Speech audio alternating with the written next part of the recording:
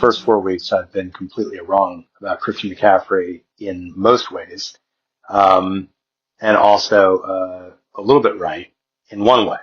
The little bit right is that he shouldn't be overworked. That if he's overworked, we're going to see Christian McCaffrey as a less efficient form of himself, and there's going to be a greater risk of injury this season. It's very unusual for any running back to have at least 400 touches in a season. Even more unusual by far, it's only happened like 10 times or something, for a running back to have two 400 touch campaigns in their career. He's on pace for 425. That is concerning, to say the least. He is running incredibly poorly, 3.3 yards per carry. There's no way to gloss over that, especially through 4 games. That is not the Christian McCaffrey that we know. He is the overall RB1. Completely wrong about that. I had him down at, I think it was like 10 or 11 or something like that, the preseason rankings. I think his ADP was something like 4. I don't think he's going to hold up. And I certainly imagined that based on his age and the fact that he has had such a big workload over his career so far and has been so injury prone at the same time throughout his career, that the chances of him being top 5 were, minuscule this season. Well, he's the RB1. Go figure. But he's running poorly. So there's that side of it. His 31 catches through 4 games reflects a team that needs him as much as probably Carolina needed him before they traded him away. I mean, he is the centerpiece magnified, with Juwan Jennings in and out of the lineup, with Ricky Pearsall now questionable, who knows, George Kittle out, obviously Brandon Ayuk out. This team has needed a focal point, whereas in the past he could get away occasionally with 18 touches in a game. That's not happening. He's averaging 25. He is, and you tack onto that he has 43 targets. It's kind of insane for a running back to be on pace for something like 170 targets. That's not normal. I don't think it's ever happened. And here's where we are. So heading into tonight's game against the Rams, I want to just walk through very quickly his history of playing Sunday to Thursday. Because I think it's interesting in light of the fact that we have what I believe is a severely overworked, high injury risk, clearly regressed in terms of efficiency running back who still, despite all that, is dominating because he is the focal point. Back in 2018, he was 22 years old, or his age 22 season. He played his first Sunday to Thursday, and it was 22 touches on Sunday and 19 on Thursday. He had over 30 fantasy points in both those games. Young, capable, more than capable. It was part of his kind of breakout season, I believe. I think it was year 2 for him, as he was really starting to break out into the Christian McCaffrey that we now know and love. The next season, 2019, age 23 season, he had 29 touches on Sunday, and he had over 40 fantasy points. Then he had only 18 touches and 7.3 fantasy points on Thursday. Those 29 touches, it's pretty unusual for someone to hit 30 touches on Sunday and then play on Thursday. And there's a reason for that. In general, those guys regress big time. So 29 is right on that edge of that. Not surprising that he regressed big time. The next year, 2021, he had, this was a fascinating situation. I think this was his last year in Carolina, actually. He had 29 touches on Sunday, played only 22 snaps on Thursday, had 9 touches, only 6 fantasy points, got hurt, missed the next several games. Again, the 29 touches on Sunday and then bottoming out on Thursday. It was the second straight time that it happened, this time due to injury. Then we fast forward to 2022, when he is, basically Christian McCaffrey. I guess, how do we call it? He's maybe 2021. I guess 2022 was when he last played in Carolina, and then he got traded. But it was this transition year.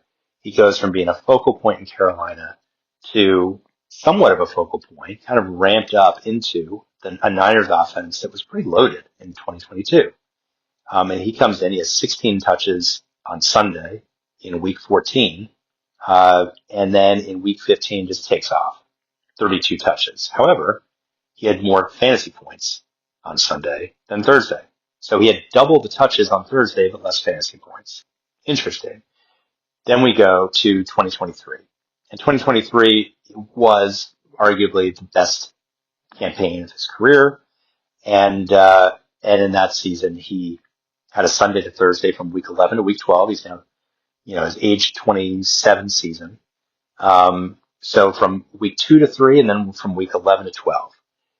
Starting with week 2 to 3, he had 23 touches in each of those games, had almost identical fantasy production, 22.5 fantasy points on Sunday, 22.9 on Thursday. Again, this was a dominant year for him. He had been,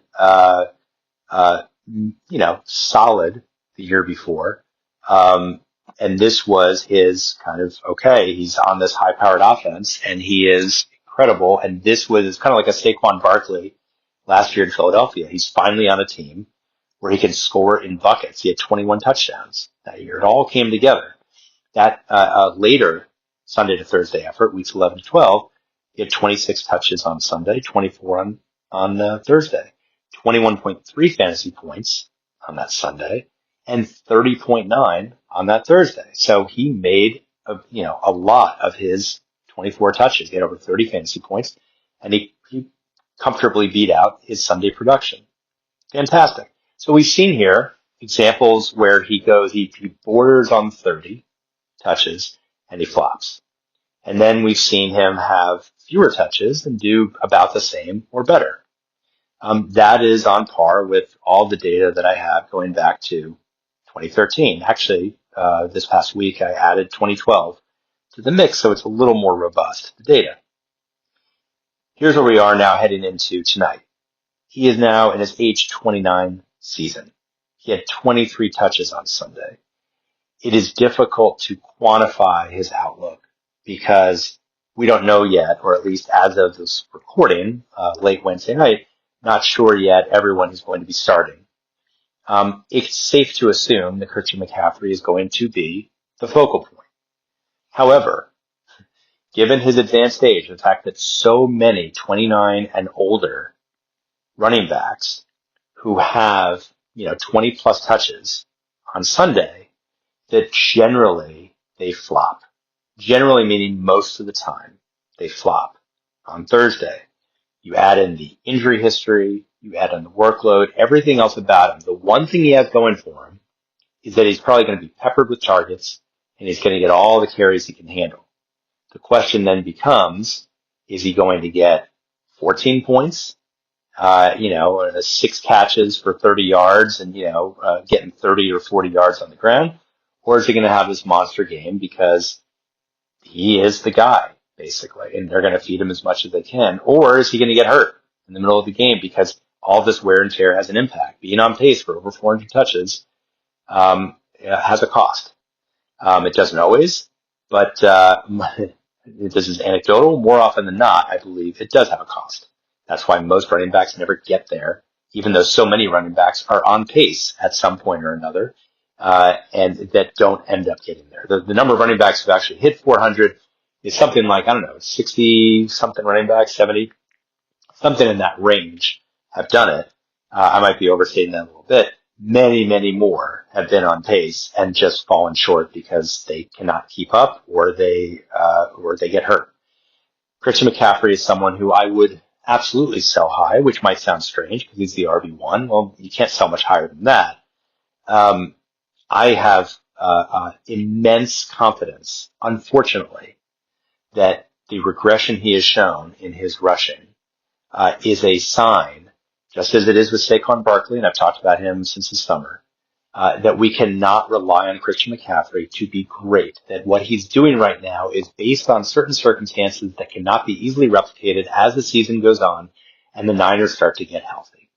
That is the concern, that averaging 3.3 yards per carry is fine if you're getting, on pace for 170 targets, but it's not going to be fine once Jennings, Pearsall, Kittle, Ayuk are all on the field.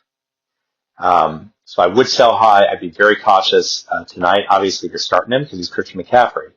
But my over-under on his fantasy production, I'll put it this way. My over-under on his touches is probably like 22 because I think they'll use him a lot.